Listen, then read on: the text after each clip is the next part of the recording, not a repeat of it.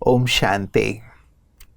बहुत महत्वपूर्ण समय, मूल्यवान समय हम सभी ब्राह्मणों के लिए, संगम युग के लिए हमेशा बाबा कहते हैं ये हीरे तुल्य युग है। और इस हीरे तुल्य युग का एक एक सेकेंड अन्य युगों के एक वर्ष के समान है। तो हम सब के लिए बहुत ही चिंतनीय विषय है कि क्या इस मूल्यवान युग का, इस मूल्यवान समय का हम सदुपयोग कर रहे हैं। क्या किया जाए जो इस समय को संपूर्ण रूप से सफल करते हुए हम अपने सारे कल्प को बहुत ही सुनहरा बना लें। कहीं ऐसा ना हो कि अंतिम समय आ जाए और हमारे हाथ खाली रह जाएं। हम भरपूर होकर जाएं और सारे कल्प हमारे हाथ ऐसे रहें, यही हम सबकी कामना है। तो हमारी ये शुभ कामना कैसे पूर्ण हो, उसके लिए ही आज आदरणीय सूर्य भाई जी हम सबके बीच में हैं, जो हमेशा हम सबका मार्ग प्रदर्शन करते रहते हैं। आइए उनका अभिनंदन करते हैं और जानते हैं इस महत्वपूर्ण विषय पर कि हम क्या करें क्या ना करें। बहुत बहुत स्वागत आदरणीय प्रत्यय जी आपका। थैंक यू प्रत्यय जी, ये बहुत मूल्यवान वक्त, क्या सभी को संदेश देंगे, क्या पुरुषार्थ किया जाए, कैसे पल पल को सफल किया जाए। आपने बहुत ही अच्छी बात शुरू कर दी है। पूरे कल्प में, सतयुग त्रेता द्वापर कलयुग में ऐसा समय कभी नहीं आता जैसा अब आया है। स्वयं भगवान भाग्य बांटने आ गया, स्वयं भगवान वरदान देने आ गया। उसने आकर टीचर बनकर सत्य ज्ञान दे दिया और हमें समय का महत्व समझा दिया कि इस समय पर तुम जन्म जन्म की कमाई कर सकते हो। जो पूरा कल्प तुम प्राप्त करना चाहते हो उसके बीज इस समय डाल सकते हो। मान लो तुम्हें चाहिए कि मुझे हर जन्म में श्रेष्ठ बुद्धि प्राप्त हो, तो इस समय ज्ञान के द्वारा, पवित्रता के द्वारा, योग के द्वारा अपनी बुद्धि को डिवाइन बना सकते हैं। ये डिवाइन बुद्धि पूरा कल्प चलती रहेगी। कलयुग के अंत तक भी श्रेष्ठ बुद्धि का वरदान हमारे साथ चलेगा। मान लो आपको चाहिए कि हर जन्म में मेरे पास बहुत ज़्यादा धन संपदा हो, तो शिव बाबा ने क्लियर कर दिया, ज्ञान धन बढ़ाओ, इस धन को दान करते रहो, तुम्हारा हाथ सदा देने का रहे, तो जन्म जन्म देते रहोगे।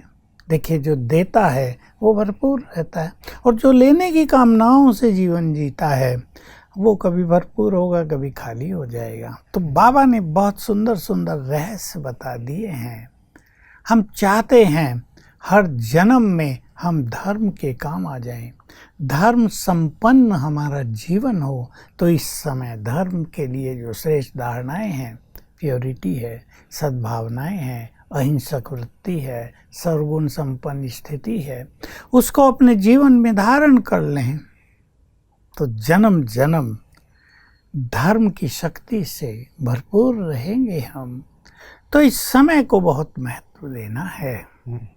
जो कुछ हम करना चाहते हैं वो सुंदर समय हमारे पास है। देखो, मैं सोचा करता था मेरे पास एक अच्छा शरीर है, तब तो मुझे बहुत ताकत थी शरीर में बल है, मेरे पास एक सुंदर बुद्धि है, मेरे पास संपूर्ण ज्ञान है, मुझे कुछ खोजना नहीं है, राह क्लियर है।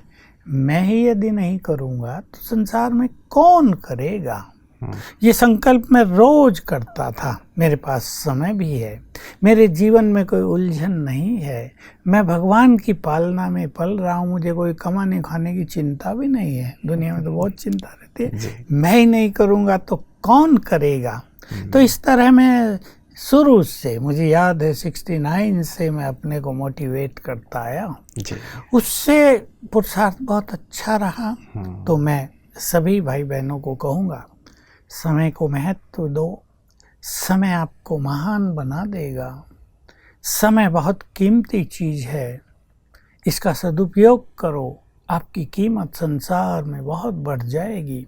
जो इस समय को सफल करेगा, जन्म जन्म के लिए सफलता का वरदान उससे प्राप्त हो जाएगा। आप तो हमारे लिए प्रेरणा स्रोत हैं ब्रदर जी, आपको देख के सभी प्रेरित होते हैं।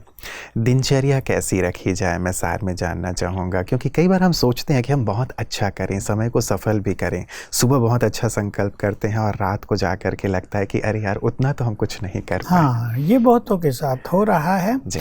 इसमें हमें दो चीज़ें बहुत स्ट्रांगली पकड़ लेनी चाहिए। एक, सवेरे उठकर योग करना। सवेरे उठना ही काफ़ी नहीं है, सवेरे के समय को एंजॉय करना, अपने को चार्ज कर देना, एक बार सच्चे दिल से भगवान से बातें कर लेना, उसको शुक्रिया कर देना। ये दोनों चीज़ें बहुत सुंदर हैं जो हमें प्रभु प्रेम में मगन कर देती हैं। पावरफुल योग, 5 स्वरूपों का अभ्यास, फरिश्तेपन का अभ्यास, भिन्न भिन्न अभ्यास सवेरे कर लेनी चाहिए। उससे मन बुद्धि संस्कार बहुत डिवाइन होते चलेंगे, आत्मा जैसे फुल होने लगेगी रोज। फिर ईश्वरीय महावाक्य हम सुनने को मिलते हैं। कितना बड़ा भाग्य है, सवेरे सवेरे भगवान के बोल सुनते हैं जो हमारे विचारों को महान बदलते हैं, जिससे हमें जीवन बदलने की प्रेरणा आती है, जिससे हमें रोज बहुत सुख खुशी भगवान का प्यार मिलता है। उस पर बहुत ध्यान देनी चाहिए। ये नहीं सोचना है हम तो बहुत बिजी हैं। देखिए, हमारे संकल्प हमें कमज़ोर करते हैं। मैं सभी भाई बहनों को कहना चाहूँगा, संकल्पों को अच्छा करो, लेकिन रात को 10 बजे 10:30 तक सोने का प्लान बनाओ, तब सवेरे 4 तक आप उठ जाएंगे। 3:30 ना भी उठो, 4 तक आप उठ जाएंगे, बहुत फ्रेश रहेंगे। मनुष्य क्या करता है, बहुत थक जाते हैं जॉब में, उठेंगे तो और थकान हो जाएगी। ये संकल्प थका देता है। संकल्प करो, उठेंगे तो थकान मिट जाएगी। देखो कितने सुंदर अनुभव होंगे। ऐसे ही दिनचर्या में बीच बीच में कुछ अच्छे अभ्यास जो बहुत ही साधारण सहज पुरुषार्थ करना चाहते हैं।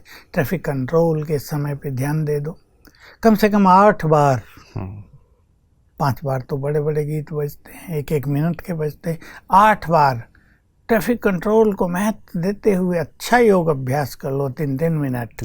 उसका इफेक्ट जीवन पर बहुत अच्छा पड़ेगा। ऐसी सिंपल दिनचर्या बना लेनी चाहिए। अपने को थकाना भी नहीं है, रेस्ट भी प्रॉपर हो जाए तो पुरुषार्थ में संतुष्टि रहेगी और निरंतर आगे बढ़ते चलेंगे। जी जी, कहाँ लगता है कि बहुत ज़्यादा वक्त ब्राह्मणों का भी जा रहा है जहाँ पे अटेंशन देने की ज़रूरत है, और लगता है कि हम सेवा के भाव से जाते हैं लेकिन शायद और भी ज़्यादा विस्तार में चले जाते हैं। एक बड़ी नेचुरल सी चीज़ है, जब यात्रा लंबी हो जाती है तो कदम भी थक जाते हैं, कदम धीमे भी हो जाते हैं, कईयों में निराशा भी आ जाती है, कुछ हो तो रहा नहीं, बाबा तो ऐसे ही कहता रहता है।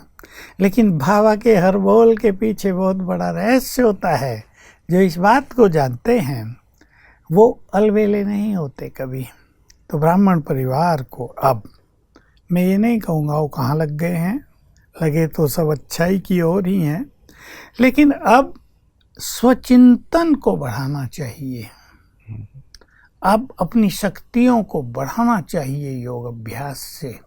अब अपने चिंतन के द्वारा अपनी बुद्धि को डिविनाइज करना चाहिए बहुत अच्छी तरह से। कुछ धारणाएं ले लें जो समय की डिमांड है, मैंपन से मुक्त होते चलें। मैंपन मनुष्य को बोझिल करता है। अनेक बार ऐसा हो रहा है कि मैं कुछ कर भी नहीं पाते और बाबा जो सब कुछ कर सकता है उसको दे भी नहीं पाते। तो समर्पण भाव से चलें, मन के बोझ बाबा को देकर चलें। और मैं तो एक बात अगर ये कहूँ तो मन के बोझ बाबा को देने से क्या होता है इसके अनुभव लिखा करें रोज। तो जीवन में बहुत सारे अनुभव, 100 अनुभव इकट्ठे हो जाएंगे जो आपको डबल लाइट बना देंगे। लगेगा बस कुछ भी हो, 2 बाबा को बैठा है ना वो कर देता है, वो हमें अनुभव हो गए 100 बार। कॉन्फिडेंस भी बढ़ेगा और आनंद भी बढ़ेगा। बिल्कुल बिल्कुल, आपके अनुभव सचमुच प्रेरित तो सभी को करते हैं और वो भी स्वयं अनुभव करते हुए आगे बढ़ें। अंततः व्रता जी, हम लोग मनमोहनी डिवाइन स्टूडियो हैदराबाद में हैं, शांति सरोवर में। यहाँ कैसा फील कर रहे हैं, क्या लग रहा है? बहुत सुंदर स्टूडियो बनाया है कुलदीप बहन ने। निश्चित रूप से इन बहनों की और भाइयों की बहुत श्रेष्ठ भावना है कि यहाँ के द्वारा विश्व की सेवा हो। स्टूडियो के द्वारा सारे संसार को अच्छी अच्छी बातें मिलें, केवल भगवान का मैसेज ही ना पहुँचे, भगवान से मिलने का प्रोग्राम मिल जाए सबको, उससे मिलन की अनुभूति यहाँ के द्वारा होने लगे तो वातावरण में बहुत शांति है। मैं तो कहूँगा जिसको शांति चाहिए यहाँ आ जाए, शांति सरोवर में। बिल्कुल शांति सरोवर शांति की खान है, यहाँ आ जाए, सहज शांति का अनुभव होगा। मौसम भी बिल्कुल माउंट आबू जैसा है हैदराबाद में, और शांति सरोवर तो खुला बाग बगीचों से हरियाली से भरा हुआ एक सुंदर कैंपस है। इसमें आकर तो मन ही आनंदित हो जाता आते ही, और जब यहाँ 2-3 दिन रहेंगे तो सचमुच आनंद विभोर होकर घर पहुँचेंगे। तो वातावरण में न केवल शांति है, आनंद बहुत है। बहनें बहुत केयरफुल हैं, सभी भाई लोग भी, बहनें भी बहुत रेस्पॉन्सिबल हैं, रेस्पॉन्सिबिलिटी से अपनी सेवा करते हैं, इसलिए माहौल में बहुत सौम्यता और दिव्यता है। जी जी, बहुत बहुत शुक्रिया प्रता जी आपकी सुंदर प्रेरणाओं के लिए। निश्चित रूप से सभी ब्राह्मण बहुत तेज़ी से अपने पुरुषार्थ में आगे बढ़ेंगे। बहुत बहुत दिल से शुक्रिया। मित्रों, सचमुच हम सब के लिए बहुत ही मूल्यवान समय है और भ्राता जी ने बहुत अच्छी प्लानिंग हम सबको दे दी है। अब करना हमें है। वो कहते हैं ना, जो करेगा सो पाएगा। सब कुछ भगवान ने खोल के रख दिया है। भ्राता जी भी लगातार हमें सुंदर प्रेरणाएं प्रदान करते रहते हैं। अब बारी हमारी है, अभी नहीं तो कभी नहीं। आप सब बहुत बुद्धिमान हैं, निश्चित रूप से अपने कदम तेज़ी से आगे बढ़ाएं। बहुत बहुत शुक्रिया। ओम शांति।